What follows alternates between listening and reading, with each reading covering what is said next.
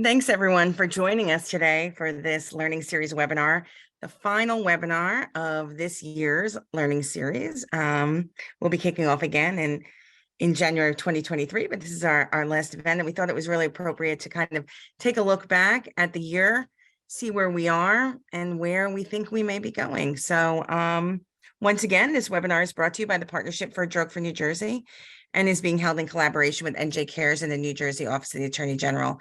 And I thank them for their partnership, support, and collaboration on today's learning activity and throughout the entire year of this learning series. I'm so pleased to introduce our featured expert speakers who are with us today for this very important conversation. Special Agent Timothy McMahon from the DEA New Jersey Division. He is here in place of Zach Gibson, who unfortunately was called away and unable to join us this morning, but we're happy to have you with us here today, Tim. Good morning. And we have, thank you. Thanks. And we have Captain Jason Piotrowski from the New Jersey State Police, Office of Drug Monitoring and Analysis. Captain, we are so pleased to have you with us. I think you were with us earlier this year in the learning series, and so glad to have you back to really give us that state perspective. Well, thank you so much. I appreciate it. And so with no further ado, I will turn the presentation over to you, Special Agent McMahon, to kick us off. Hey, thank you very much. And on behalf of Special Agent in Charge Susan Gibson, thank you to the partnership for inviting us for this and for always thinking of us to partner with you with all your different events and educational series. So today I'm going to be talking about, as you can see, going to go more into a historical perspective on synthetic drug trafficking. With the over the last couple of years, with the rise of fentanyl across the country, and DEA views that as the most significant drug threat facing the country today. So I'll be talking about the historical part and kind of how we got to where we are today. Next slide. So jumping right into it, you know, vast majority of what we have in this country is coming from the drug cartels down in Mexico.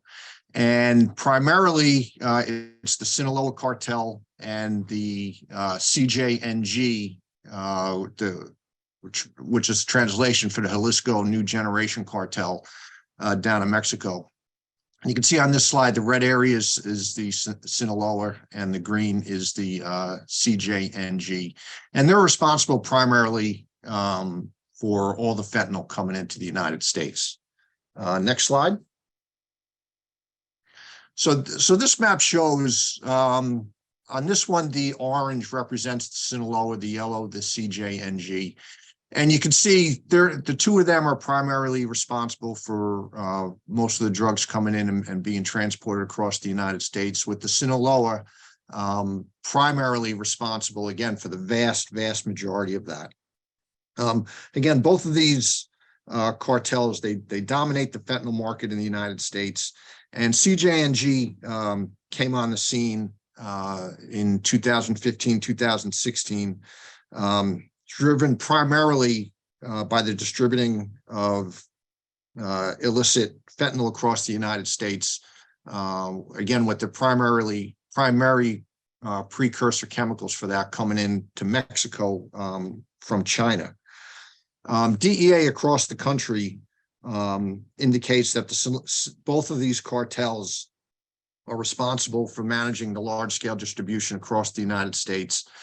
And once the fentanyl and the other narcotics come into the United States, the cartels are working with regional and local criminal organizations. Up in our area, especially up here in the Newark area, northern New Jersey, that's primarily dealing with different Dominican criminal organizations, gangs, a lot of those coming out of New York City. But once it does get here, it's being trafficked around the United States when it comes in via personal vehicle, tractor trailer, on planes, train or bus passengers. So many different ways that they use, and they're always trying to come up with new ideas, new ways to avoid detection to be able to transport it across the United States. Next slide, please. So this shows cartel-linked fentanyl seizures across the United States. And again, down in Mexico, you can see the red area is the Sinaloa, the green, the CJNG. And you can see where these seizures, most of these large seizures have taken place across the United States. Again, with the vast majority making their way to the eastern half of the United States. Next slide, please. And then it's not just here in the United States that these drug cartels are transporting their illegal narcotics. You can see by the map, it is really a worldwide operation. They're distributing the fentanyl and other drugs all around the world. And again, a lot of people, when they think drug trafficking, just from stuff that we see a lot of times on the news, a lot of people still have an image in their head of, the people dealing on the street corners. But it is really literally a multi-billion-dollar industry. And these cartels are being run very similar to how a legitimate Fortune 500 company would run, with production, transportation, distribution, logistics. It really is quite amazing the way that they run their operations. Next slide, please. So the demand for opioids increased in the United States because Mexican heroin primarily was pretty weak. They wanted to make their drugs more powerful, so they turned to lacing the heroin with fentanyl. A lot of people ask, well, with everything we hear on the news with how dangerous and deadly fentanyl is, why would these drug cartels want to get involved when they know that there's the potential to kill off some of their market? Basically, it comes down to finances, the profit that they can make. The value of a kilogram of heroin is in the thousands of dollars, whereas the value of a kilogram of fentanyl is in the millions. Fentanyl is just creating more of a profit margin for these drug cartels than heroin is. Again, that one kilogram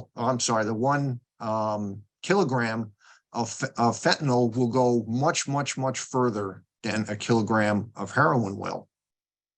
The drug cartels don't have to worry about a growing season, right? Heroin comes from the poppy plant. So you have to worry about the growing season. You have to worry about the amount of rainfall to produce that.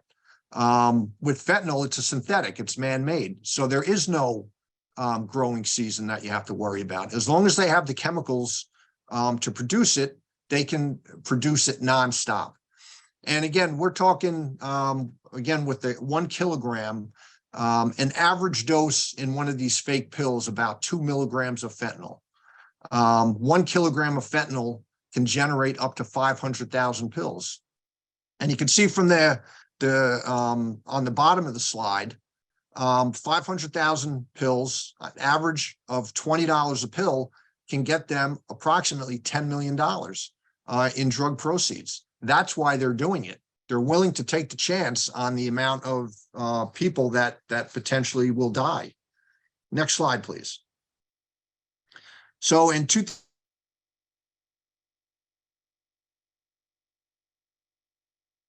I think we lost you for a second.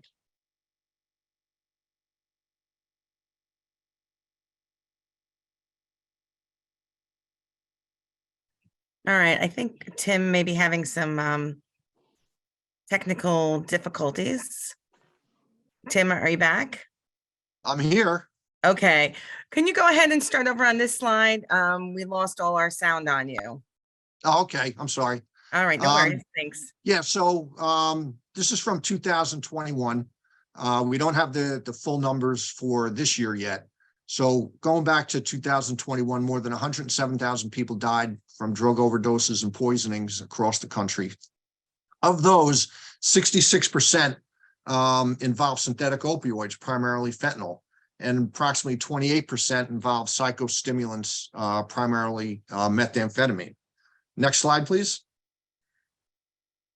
So you can see from this how these overdose deaths compare. car crashes last year, 97,000, suicides 45, and deaths from firearms 40,000. So you can see that the drug poisonings and overdoses far exceeds these other forms of death. And it is the number one killer of people in this country between the ages of 18 and 45. Next slide, please. So again, all the talk about fentanyl. What is it? It's a synthetic opioid medically used to treat patients with chronic pain. Could be up to 100 times more potent than morphine. And again, 2 milligrams we look at as the potential lethal dose for a person. And obviously that's going to vary depending on how long a person has been using and the tolerance their body has built up, the size of a person's body, and so on. Next slide, please. So again, that equates to about just fentanyl alone, approximately 193 people dying a day. And again, that overall 107,000 number, approximately 293 people every single day. That's the equivalent of a full jetliner crashing. When you think of it in those terms, it's pretty amazing. There's so many times I think people look at they hear the stats and to them it's just another number. But putting it in that perspective of 100, 293 people and equivalent of a jetliner really puts things into perspective. Next slide, please. And again, with the fentanyl, 2 milligrams, as you can see, barely covers the tip of a pencil. It's really hard to believe that's an amount that small could potentially kill somebody. Next slide. Okay, you can skip that slide, go on to the next one. So I have this here because, this really makes for a great analogy. With these drug cartels turning so much now to selling fake pills, they're trying to pass them off on the street as selling Oxycontins, Percocets, Xanax, and so on. I like using this analogy because when you make a batch of homemade chocolate chip cookies, you mix up the batter, you put in the chips, put it in the oven. And when you take those out of the oven, you bite into one chocolate chip, it may only have 3 or 4 chips in it. You bite into the next one, it may have 10. That's the same exact thing we're looking at with these fake pills that are being sold on the street. One person may take a pill and has less than 2 milligrams in it. Another pill may have 4 milligrams. Another pill may have 10 milligrams. It all depends on how these pills are processed, how the ingredients are mixed. So really, it is like playing a game of Russian roulette when people are taking these fake pills and purchase them on the street. Next slide, please. So going into some of the seizures of fentanyl, going back to 2006, between 2005, 2007, there were a little over 1,000 deaths attributed to a deadly fentanyl and heroin mix. The source of that was traced back to just one single lab in Toluca, Mexico. Unlike today, there is not just one single source for where this is being processed. Again, this was back in 2006. Once this lab was seized and dismantled, fentanyl kind of went away before it started making a reappearance about 10 years, approximately 10 years after that. Next slide. And again, I mentioned earlier about how some of this stuff is transported once it gets into the United States.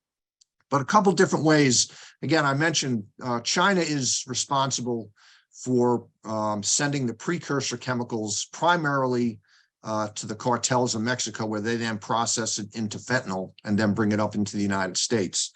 But there are other ways that somebody can order fentanyl direct from China and have it shipped straight to your home here in the United States using the different shipping companies.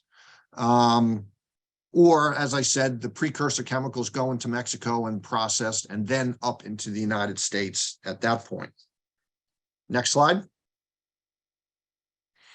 So the parcel threat, right? UPS, FedEx, the mail, 2015, 28 kilograms of a chemical 4-ANPP, which is a precursor chemical used to produce, was seized. It was sent by a Chinese company to a processed foods company in Tucson, Arizona. When this was seized, it was one of 6 shipments. The one on July 6th, 25 kilograms of the same chemical sent from China to a PO box in Mexico. This was sent as a test run, right? Meaning that the chemical company shipped it to Mexico to see if it would make its way through. And if it had, then they were going to, the company in Mexico would then order anywhere from 1 to 10 tons of that chemical. So you can only imagine how much fentanyl would have been produced with that. Next slide, please. So in 2015, when we really started seeing an uptick in fentanyl, DEA issued a nationwide alert trying to notify the country that there was a new drug on the scene and how dangerous it was. Next slide. Again, 2015, this represented the first documented seizure in Mexico after the takedown of that lab in 2006. 27 kilograms of fentanyl and 19,000 tablets of fentanyl. Next slide. So along with the cartels, we also have people here in the country that look to profit off of fentanyl. This person, Aaron Michael Shamo, he got into the business. He was the leader of a drug organization in Salt Lake City, Utah. They use chemicals to create fake pills, oxycodone, Xanax, and other drugs, and were shipping them all over the country. They were using pill presses to press the powder into tablets to look exactly like legitimate pharmaceuticals. And one of these industrial pill presses can produce anywhere from 7 to 10,000 pills an hour. Again, 7,000 pills an hour, $20 a pill. That's $140,000 an hour, which works out to approximately $1.1 million a day. Next. Okay, again, the chemicals threat. These chemicals are coming into the country a lot of times listed as other than what they actually are. This seizure, over 10,000 kilograms, which was being used to produce methamphetamine, was declared as propylene glycol, which is an additive in the antifreeze that we use. So detection can be extremely difficult. Next. Again, precursor chemicals seized in Mexico, 7,000 kilograms of solid precursor chemicals and 26,000 liters of liquid precursors. Next slide. So again, with this coming from China, what's going on there? The United States government is working with the Chinese government on this to try and get them to crack down on their end. They have scheduled all different fentanyl analogs. China doesn't so much have a drug problem in their country.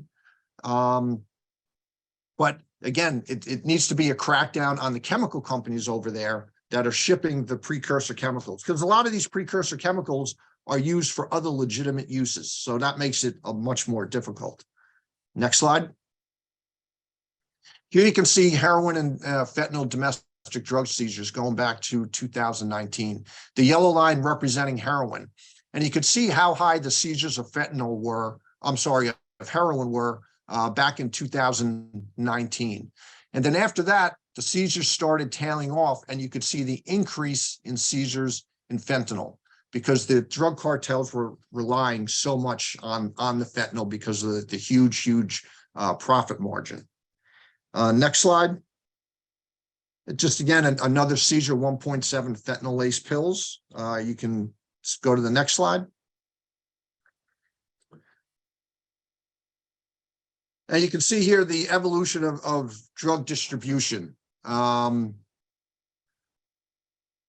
When I came on in DEA in 1998, it was, they would communicate via pagers. And then obviously with the increase in technology, it's evolved. For the customer, there's no need to go to shady parts of town anymore. You can just sit at your computer and order this, which again makes it very difficult for law enforcement. Next slide.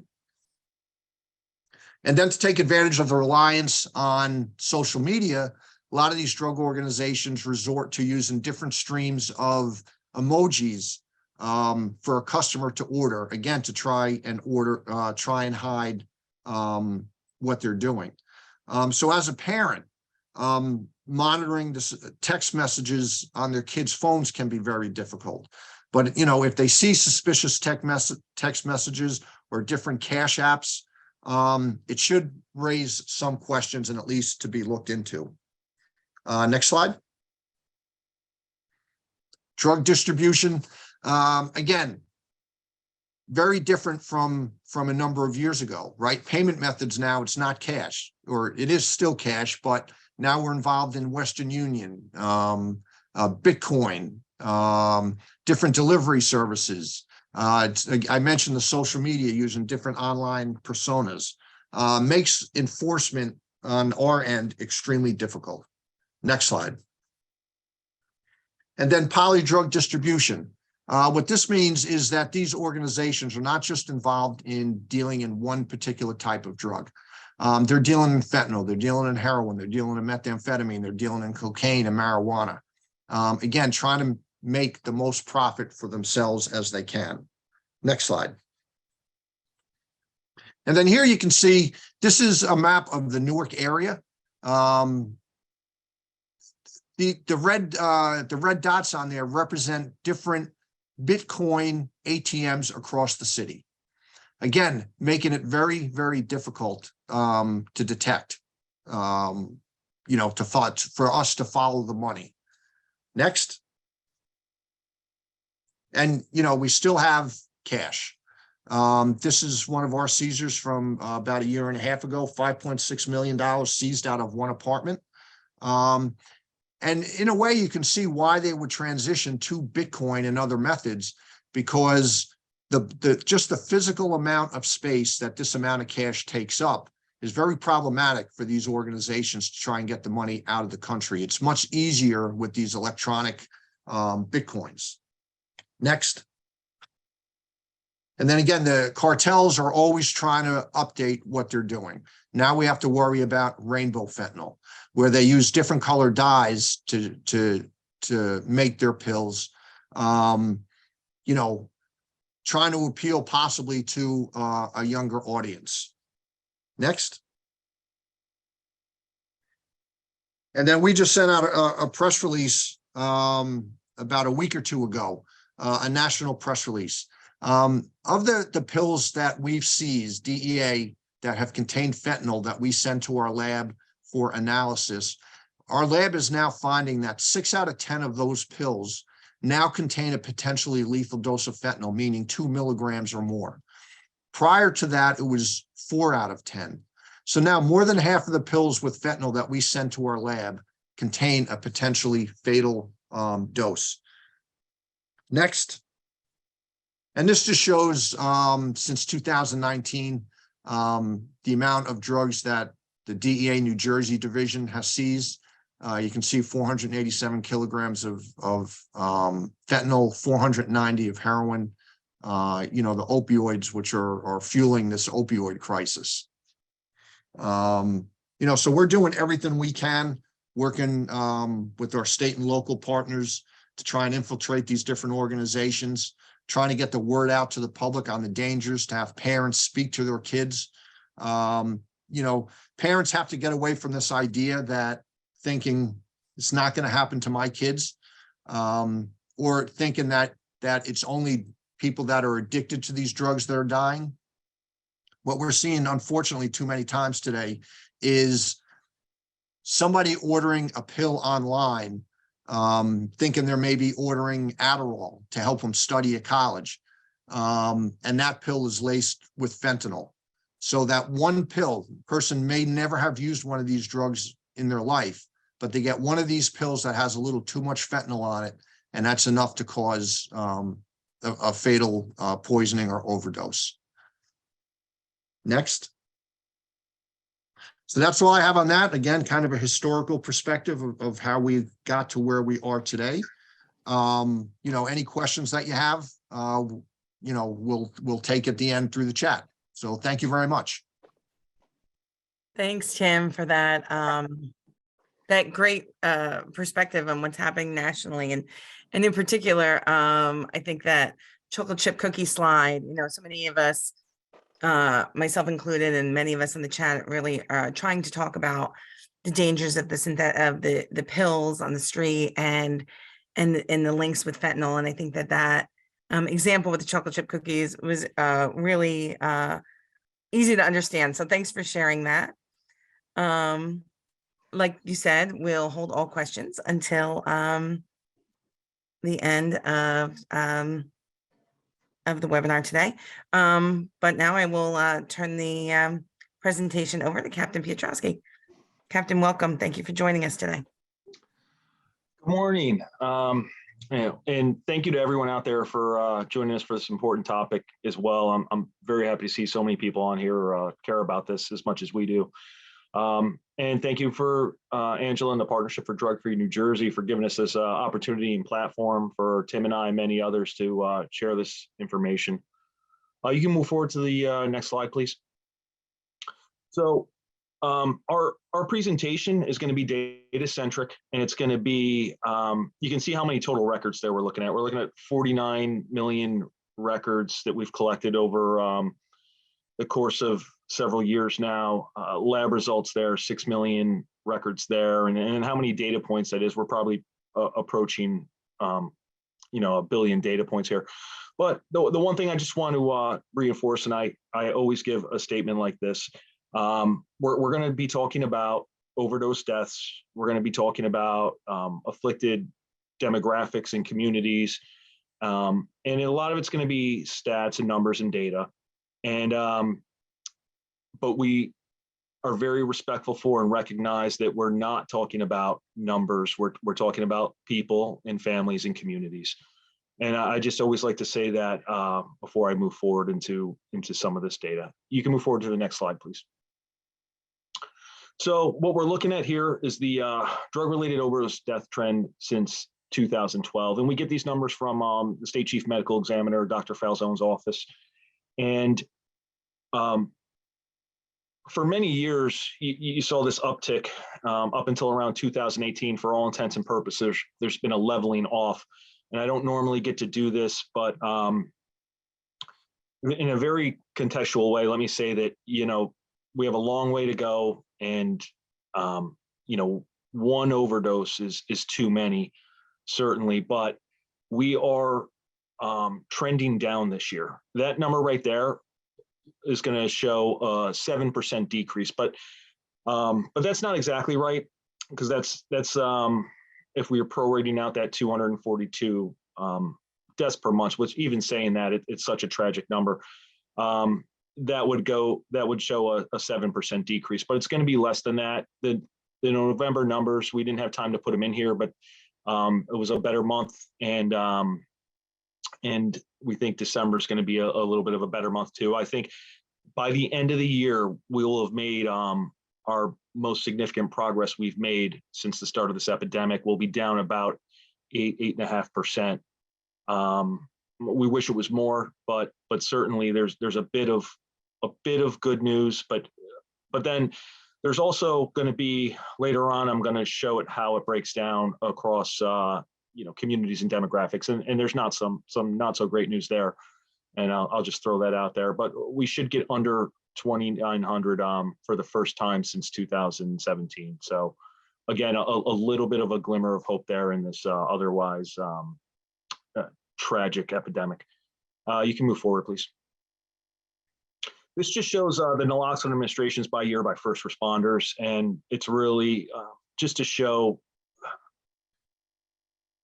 this pure magnitude of Naloxone administrations. They're all potential life saved, and EMTs and paramedics and law enforcement officers out there have given the opioid antidote Naloxone there over 100,000 times since 2014. That's all I really want to say about this slide. It's just it's not necessarily a great barometer. It used to be a great barometer, but now that there's so much publicly available naloxone, we don't have as good a handle on it as we used to when it was primarily by first responders. So anyway, that is the only thing I really want to offer there, is that first responders are really out there saving a lot of lives in this epidemic. You move forward, please. All right, so the fentanyl environment in New Jersey. Tim mentioned that lab seizure of fentanyl in 2006. We saw the fentanyl hit Camden, New Jersey in 2006 pretty hard in the summer. That was a pretty tragic event, and then it went away. Now in 2015, you see there was a very low percentage of fentanyl in New Jersey. We did brief the media and the League of Municipalities in Atlantic City that year, and the state police, we put it out there to everyone that we would be talking about fentanyl in the future and that heroin was going away, and that was captured by the media, and that was put out there. But we saw this coming based upon a lot of the stuff that Tim said, really just the economics behind it. You can go to the next slide, please. So the heroin submission data, there's not a lot to tell you here. The 2020 dip is purely related to COVID, certainly. And then it bounced back in 2021. And just, I'm glossing over this a little bit. The next several slides are going to be criminal forensic lab reporting of drugs seized by law enforcement. So again, that's what heroin has looked like, how many millions of bags of heroin that have been seized by law enforcement over the years and turned over to forensic labs for analysis. Well, in 2022 here, we're showing a really low projection. 7,600 cases is what that would project out to if we add in if the fourth quarter tracks with the previous three, and about 540,000 bags versus over 800,000 last year. So it's a big drop, but it's not necessarily a correlation with the overdose numbers as we saw before. You can go to the next slide, please. Again, so this is when forensic labs, when they get the drugs and they test them, and it's a suspected heroin sample, how often, what are the drugs in there? So 91% of the times, it was only heroin in 2015. And you see that's down to 2% of the time now. So again, Tim was kind of right on with everything he was saying, in my opinion, as far as the fentanyl taking over and heroin kind of going away. You can go to the next slide, please. Xylazine and suspected heroin submissions. So this is really important for a few reasons. You see these very large increases in Xylazine, and I saw someone mention something about Xylazine in the chat before too. Street name, they generally call it Trank. It's a animal tranquilizer, or used by veterinarians. The problem with Xylazine is that it has the same effects on the body as an opioid would. It's going to lower your blood pressure, your heart rate, your oxygen saturation, et cetera, et cetera. However, naloxone has no ability to reverse the effects of Xylazine. So that's problematic for people who are in respiratory distress or suffering an overdose.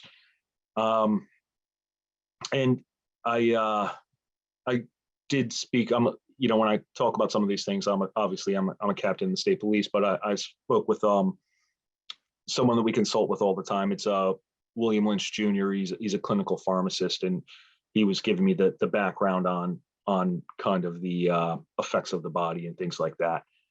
But that is a problem, and you see how prevalent it is now in the samples out there. We're looking at 35% of the submissions in 2022. There's Xylazine mixed in with the fentanyl or sometimes heroin.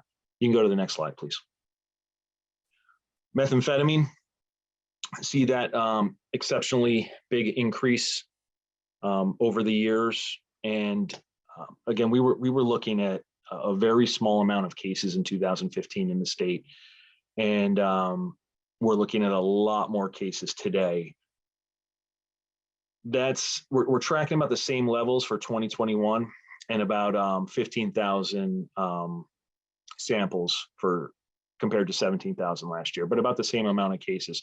And those samples can change. One big seizure can change that number pretty easily. So, but you see that methamphetamine looks like it's stabilizing now. Like by the end of the year, when we add that last quarter in it's going to be pretty similar to 2021. But again, it wasn't a problem, a bigger problem in 2015, 2016. And we are going to talk a little bit more about the contamination of the stimulants with fentanyl and the implications of that in a moment. You can go to the next slide, please. And so here's our cocaine samples. So that's going to, if those numbers hold, we'll be looking at about 4,700 cases and about 60,000 samples of cocaine this year. Again, pretty significant numbers. And that's only represents what law enforcement officers sees and report to forensic labs. You can go to the next slide, please. So this is some of that poly drug information here I'm talking about. The top matrix there, what you're looking at is suspected heroin wax folds. And when I say suspected heroin wax folds, understand what I mean there. It's traditional heroin packaging, most likely contains fentanyl, that contains cocaine. And that's really not what we're so much worried about. And that's usually referred to as a speedball, on the street if you mix cocaine and opioids together. But it has increased. What's more problematic is the bottom matrix there. And that's when you have substances that are sold on the street that are supposed to be cocaine and methamphetamine, and they contain fentanyl in them. The big problem there is that what we really are worried about and concerned about is when if people don't have tolerance for opioids and now they're getting something like fentanyl, that's exceptionally dangerous for them. And the DEA, they did a press release on April 6th about mass overdose events. And it was where you saw, several people dying, and it was all over the country. And in all but one of the cases, it was either crack or cocaine with fentanyl mixed in. So again, and we've seen this in New Jersey. We've had a few incidents in New Jersey where this has happened, and it's exceptionally dangerous for people who do use stimulants. And if they don't have any tolerance for opioids, that's going to be a high risk scenario for them. And what you're seeing here, it's happening more with the cocaine than it is the methamphetamine. It was a bigger problem in methamphetamine in, say, 2019, 2020, percentage wise. But in cocaine, it just seems to keep increasing. And that 1.7 to 5.1 is from 2018 to 2022 is a 200% increase in the prevalence of fentanyl in the cocaine supply. You can go to the next slide, please. Now, this is just another way to kind of look at that. And what this is, we have in New Jersey, we have this OD map platform, and we have across the country, there's about 30,000 users, but New Jersey, we have about 9,000 of those 30,000. With this state police, we've went out to all law enforcement, and we have 9,000 police officers who can report in real time at an overdose scene. And so one of the things they report is what was the drug on scene. And you can see their reports there. The bars are showing the stimulants, how often they've seen that they're reporting this overdose, the responsible substance we believe is a stimulant. And that's based upon the packaging, and most likely that's going to be right. And you see the trend line was for heroin or fentanyl was way above those stimulant bars. They're different scales, obviously. But now in 2022, they on these relative scales, the stimulants have kind of overtaken. And it's just a way to kind of compare these two things. You can go to the next slide, please. All right, so these are prescription legend drugs seized and reported to the forensic labs in the state of New Jersey. You see a lot of oxycodone still, a lot of methamphetamine pills, and then the fentanyl pills. And Tim hit that home, and I'll say it again. Those, if you see these pills that are supposed to be Percocet, legitimate prescription pills, and they're getting better and better at the quality of them, that they look more realistic, and they just keep getting better. But you get these pills that are look like Percocets, or they look like oxycodone. And if that's your tolerance level, then and you're getting fentanyl instead, which has a much higher morphine milligram equivalency, then again, that's going to be, one pill can kill. It's going to be problematic. So that is something that you should be aware of. We see a lot of pills seized in New Jersey. You can go to the next slide, please. So moving forward now, I'm going to talk about demographics and a little bit. And to do that, just view the baseline here of the 2020 census data. The white population was about 52%. The Black population was about 12.5%. Hispanic Latino, 21%, and then other 14%. So I'll remind you of those numbers as we move forward. You can go to the next slide, please. So what we're seeing here, there's the 4 blocks on the left versus the 4 blocks on the right. That's naloxone administrations to drug-related deaths. They look very similar in trend lines there over the years. And they're going to look similar because they're highly correlated, obviously, naloxone administrations to drug-related deaths. And a lot of times there's, double reporting there that is going to happen. So again, they're going to be highly correlated. But what you see, the first set there and the 5th set there, the white population, you see the naloxone administrations and the deaths are decreasing. And that's as a percentage of the total number. So of all the naloxone administrations there, the white population was at about 78% there, down to about 45%. And you see the Black population going up across these categories. And I'll dig into this a little more on the next few slides. You can go to the next slide, please. This is by age, and again, we quantify these things. We've always our age groups. We want to be able to compare our data to other data sets you might see. So we pulled the same age ranges from New Jersey SAMS, the substance abuse monitoring system, with Rutgers and Department of Human Services. So it's all about the treatment data. So we just wanted kind of our data to match those. That's why you see these, if you're wondering why we have those age groups. But the one thing I want to point out here is the 55 and older age group. If you look at that, just increasing over time, the drug-related deaths in that age group is just seeing some significant increases year after year after year. And you can go to the next slide. So this is going to show a little more of the numbers here. So we're back to, this is drug-related deaths. And what I really want to call attention to here, the gender doesn't change a whole heck of a lot. That's and that's not what I want to call attention to, but that doesn't change a whole heck of a lot. It's generally males and females that remains relatively consistent. 74% gender male in 2022 is a little bit higher than normal, because usually it's 71, 72. But what the two important things here, again, the Black population in the state of New Jersey, if they represent, that number in 2020 was 12.4%. And you look at, they're now 28% of the overdose deaths in 2022. So when I mentioned earlier that we were had some optimism, but also some things that are issues, and this is certainly that.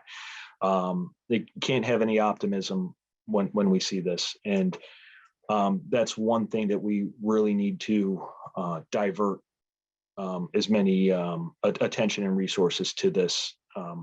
We certainly don't want to see that continue, and we want to get a handle on that, because the way I would say that is the Black population is disproportionately affected by this currently, again, because they're representing 12.5% of the population, but 28% of the deaths, and that's just unacceptable. The age groups as well. Again, you look at that 55 and older age group, and you see that continuing increase year over year into 2022. It's up to 31%. And again, that was only 16% in 2015. You can go to the next slide, please. This is, again, similar data, because that was drug-related deaths. This is naloxone. It's going to be very similar. The Black and African-American population, 32% of the naloxone administrations. And again, the 55 and older population, that they were 18%, they're up to 31%. So you see the similar increases, not exactly the same, but very similar over time. You can go to the next slide, please. Now we're going to dig into by county, and just a different way to look at the drug-related death data, and you're going to see some differences here. That's a conditional formatting in Excel there, and you're looking at the increases from 2012 to 2022, or increases or decreases. And what really jumps out, Essex County continuing to increase, and Camden County and Atlantic County, they are kind of, and we'll see a little bit more of this on the next slide. You can go to the next slide, please. So the green area, the green there, and the percent change, those are the counties that have made progress, and their numbers are down compared to last year. The red there represents areas of the counties that have seen increases. And then Salem, you can see, is exactly in the middle there with a yellow. But the good news, Ocean County down 27% year to date compared to last year, a total of 57, I would say, lives, better than they were last year. And some of the other counties, Union counties, made tremendous progress at 30%, in Middlesex, and I believe Hudson at 26%. And then the counties that are going in the other direction, Essex County, Cumberland County, Camden, Atlantic, and Warren are heading in the wrong direction here in 2022. Go to the next slide, please. And this is going to be my last slide, I believe. I have one more slide after this.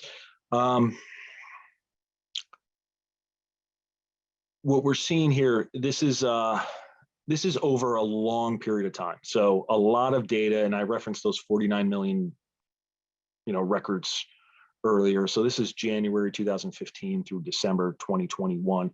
And it's just an objective way to look at the counties. And so we have several different data sets here, heroin seizures, fentanyl seizures, opioid prescriptions, so PDMP data, naloxone administrations, drug-related deaths, arrest data, and theft data. There, we've run correlation analysis on that, and so there is some a correlation between theft data and drug use. So there is that's why that's included there. But looking at that, the low numbers, that's where where you rank amongst the 21 counties in that particular category. And that's not per capita, that's looking at just the overall data. So if you looked at it per capita, it would be a little bit different. And we don't have that slide for you, but I can tell you that generally the southern part of the state, Atlantic, Camden, et cetera, would be at the top of the list here. But the overall data there, you can see if we did this, year over year, you would see some significant changes, as I pointed out, and I think we might have to do that once 2022 is over, because we have seen some significant changes in the environment and with the magnitudes of affliction. You can go to the next slide, please. And yeah, that is all I have. And again, thank you everyone for attending, and please reach out if I could be of any assistance. Thanks so much for spelling out everything that we're kind of seeing in New Jersey, and particularly for highlighting where there are those glimmers of hope. I think that is very useful for all of us, particularly as we come to the end of a difficult year for many of us in the work that we're doing and things that we may be seeing. So appreciate you shining a light on that. Also, I know there's many topics that you've addressed, including the polysubstance, things that we need to be aware of, race and age, demographics like rural versus city, and other factors, the link between the pills and fentanyl and harm reduction. And these are all topics that we're going to be addressing in next year's learning series. So it's interesting to see how they're, knowing that they're the priorities, and hoping we can work together with both of you to get the best information out to our attendees next year. So thank you, Jason, for that presentation, and Tim. I know we are kind of coming to the end of our time, but we have a few questions, and I'll just start. Tim, I'll throw this one to you, just because we had some questions just about rainbow fentanyl, and also the fentanyl pills that you mentioned, something that people are seeing in pharmacies, or it's just in the illicit drug market. So if you could just talk about rainbow fentanyl and I guess the safety of pharmacies. Sure. When I refer to the fake pills on the street, it has nothing to do with the prescriptions that anybody will be getting from their pharmacy. This is all illicit, illegal substances that are being manufactured to look like legitimate pharmaceuticals. So somebody that is looking to buy an oxy on the street really has no idea today whether they're actually buying an oxy pill or if it's a fentanyl pill. So that's what I'm referring to with that. And I'm sorry, what was the question with the rainbow fentanyl? Just if you could just speak briefly about what rainbow fentanyl is, and what people need to be aware of in terms of, I guess, marketing to youth or any other things. Yeah. The rainbow fentanyl pills are no different than the fentanyl pills that we've seen on the street for the last couple of years. The only difference is that these drug organizations are using different colored dyes to make them in these rainbow colors, again, possibly to appeal to a younger audience. I know there was a lot of questions back around Halloween that this was being sold in, Skittles boxes. DEA released something saying that wasn't the case. We hadn't seen anything like that. We have seen where some of these organizations are using some of the candy packaging to try and disguise their pills in order to get it through without being detected, but not being, in those cases, directly marketed to kids or teens. All right, thanks. Thanks, Tim, for clarifying that. And Jason, I mean, you talked about some of the trends, things that are going down, or some of the things that may be working to help, get a grasp on this crisis. Can you talk a little bit from your perspective on what some of those strategies that are working are, so that our attendees can support them in any way? And I know you mentioned Naloxone distribution and first responders, but from your perspective, anything or else you can expand on? So that's something that we're going to study. Essentially, what's working, what are the commonalities between the areas that are seeing increases, and the differences between the other areas. But off the bat, I can say that I've worked closely with kind of Ocean County Department of Health for many years. They do a lot of great work. They put a new system in place, kind of partnering with us with our ODMAP platform, where they get the notifications now of increases in overdoses, because we monitor that, and I didn't really talk about that. You know, all the ODMAP data that the 9,000 police officers, you know, we have. If there's an algorithm for every county is how it works. And if there's a spike, we get an alert, and then we start investigating right away to see if it's a bad batch. But they do things on their end too, a lot of outreach with that data. So there is a partnership there, and they've made some progress. But I think a lot of it has to do with, you look at the factors of the contamination of the stimulants, and you look at the demographics, and it might come down to just really kind of a more unintentional poisonings than we've seen in the past. That maybe have something to do with it. So again, we're going to dig into it a little more, but I really think it has a lot to do. I think there's a lot of factors that play into some of those, positive outcomes.